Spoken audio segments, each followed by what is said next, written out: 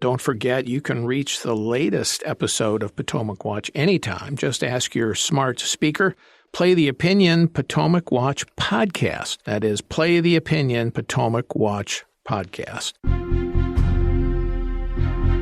From the opinion pages of the Wall Street Journal, this is Potomac Watch.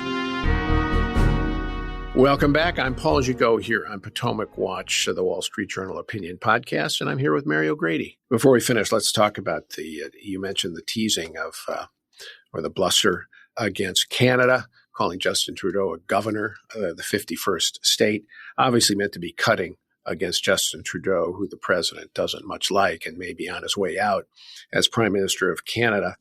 But there's the serious side of this, which is the threat the president made for 25% tariffs on all Canadian imports if they don't do enough to control the border on migrants coming over the border into America. And that threat seems to be roiling Canadian politics. Chrystia Freeland, the finance minister, resigned not too long ago from Trudeau's government.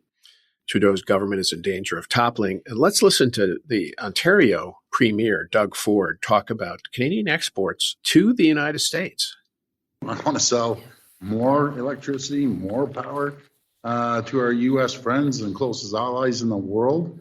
But that's a tool that we have in our toolbox. We power over 1.5 million homes in Michigan and counties in Michigan and New York State and Wisconsin. That's the last thing I want to do.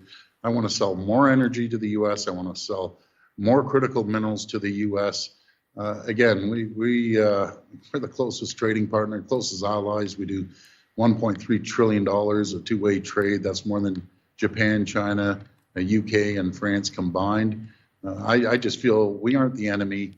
Well, a little implication there, Mary, that if Trump would impose 25% tariffs, Canada has a couple of levers too. Yeah, it's going to get mighty cold in upstate New York if Quebec Hydro cuts off the electricity supply.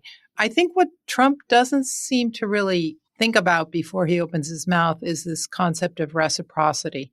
And lots of our trading partners have used it over the years to reverse special interests, like remember the steel tariffs that Bush put on, and American agriculture felt the response from Mexico very sharply, and those tariffs were removed pretty quickly.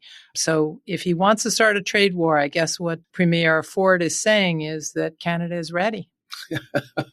Yeah, I didn't know that Ontario exported that much electric power to Wisconsin, Michigan, and the whole Quebec Hydro also. That's the whole northern tier. New York State's interesting. You brought that up because with the New York State government not allowing the development of fracking and blocking pipelines to deliver natural gas from the Marcellus Shale to New York State and New England, you could end up with a real shortfall there. And it's not inconceivable. It could be blackouts. It's not the only response that either Canada or Mexico will have. Also, there'll be lots of other opportunity for reciprocity and could get ugly. Well, Donald Trump is unpredictable, and he often, it's fair to say, pops off to try to get attention, try to drive an agenda. And it's sometimes very difficult to figure out what his real goal is. And in this case, I'd say the Greenland thing makes a certain amount of sense if he could be persuasive to the Greenland people.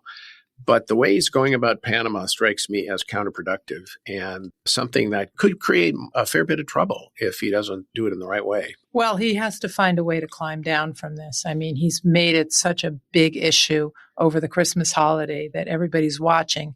And as it becomes more and more clear that a lot of what he's saying isn't true, he probably will have to back off. I'm not sure how. All right. Thank you, Mary O'Grady. Thank you all for listening. We're here every day on Potomac Watch, and we hope we have some time here in the holiday period when you're maybe working off those calories on your machine to catch our podcast. Thanks for listening.